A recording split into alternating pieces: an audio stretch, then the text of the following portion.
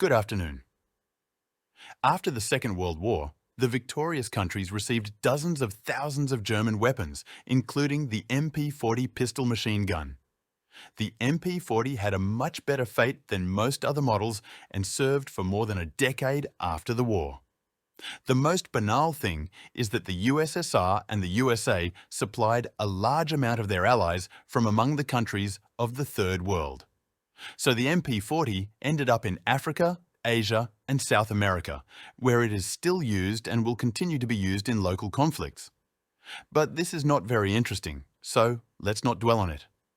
The British always had problems with self-loading weapons, such as the STEN military rifles and the modern SA-80, controversial and, in my opinion, unsuccessful models. Therefore, it is not surprising that the British were interested in the relatively good German weapons. The MP-40 was adopted by the Special Air Service, SAS, and was used until the mid-1970s. It was the main submachine gun alongside the Thompson until the 1960s, when it was gradually replaced by more modern models. The weapon was also favoured by the American forces, being used by the Marine Corps and the United States Airborne troops until the 1960s.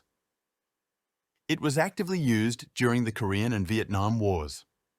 The French even established their own production of these submachine guns, which were used by their police forces until the early 1970s. Until the end of the 1960s, the MP-40 was in service with the Army, Police, and the Foreign Legion.